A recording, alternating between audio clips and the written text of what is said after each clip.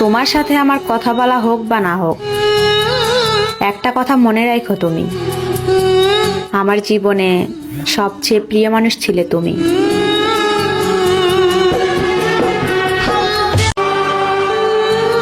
প্রিয়জন হারানোর চেয়ে গড় হারানো অনেক ভালো, কারণ গড় হারালে রাস্তায় থাকা যায়, নিঃশব্দে নিঃশ্বাস ছাড়া যায়, কিন্তু প্রিয়জন হারালে না গড়ে থাকা যায় না রাস্তায় থাকা যায়।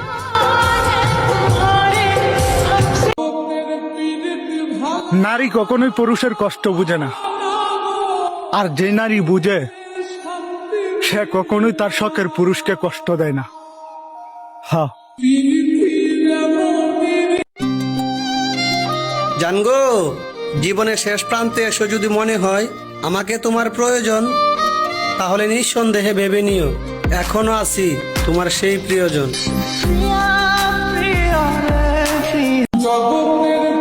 কারো মায়ায় পড়লেই বোঝা যায় তার সাথে কথা বলতে না পারাটা কতটা যন্ত্রণাদায়ক। আমার মা ঠিকই কইতো যে বাজান বেশি আপন কাউরে বানাইস না, এমন ভাবে কলিজায় আঘাত দিব তখন আর সহ্য করতে পারবি না। সত্যি করে একটা কথা বলো তো আমায়, কোন উদ্দেশ্যে আসছিল আমার জীবনে? তোমার সাথে তো আমার কোনো শত্রুতা ছিল না, ছিল না কোনো পরিচয়, তাহলে কিসের প্রতিশোধ নিলা তুমি ভালোবাসার অভিনয় করে?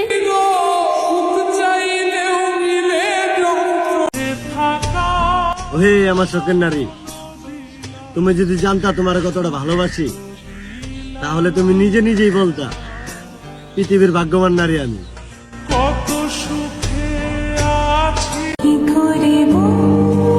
আমার সবকিছু মিথ্যা হতে পারে, কিন্তু আমি একটা কথা বলতে পারি, তোমার প্রতি ভালোবাসা সেটা কখনো মিথ্যা ছিল না।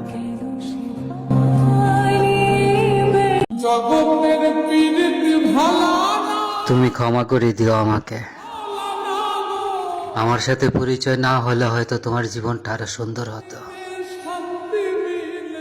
তবে দোয়া করি তুমি সুখী হও।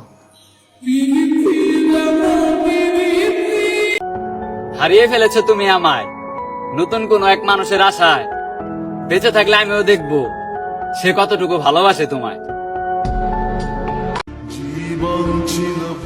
তোমার জীবনটা আলোকিত করতে গিয়ে আমি নিজের জীবনটাই অন্ধকার করে ফেলছি।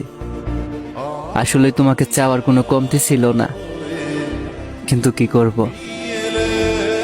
তুমি তো আমার মনে ছিলা ঠিকই, হয়তো কপালে ছিল না।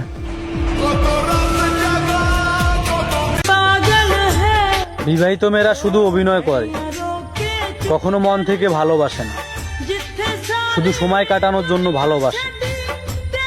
যখন নিজের স্বার্থ শেষ হয়ে যায় তখন ভালোবাসা ওই আকাশে উড়ে যায়। তোমাকে ভালোবেসে হেরে গেলাম, বিশ্বাস করে ঠকে গেলাম। আসলে তোমার নিষ্পাপ চেহারা দেখে কখনো বুঝতে পারি নাই তোমার পুরো গল্পটাই ছিল অভিনয়। অভিশাপ দিব না, ক্ষমাও করব না, শুধু আমার আল্লাহকে বলবো, যারা আমার সরলতার সুযোগ নিয়েছে, বিশ্বাসের অপব্যবহার করেছে, নিজের সুখের জন্য যারা আমার জীবনে কলঙ্কের দাগ লাগিয়েছে, তাদের বিচার তুমি নিজের হাতে কইরো।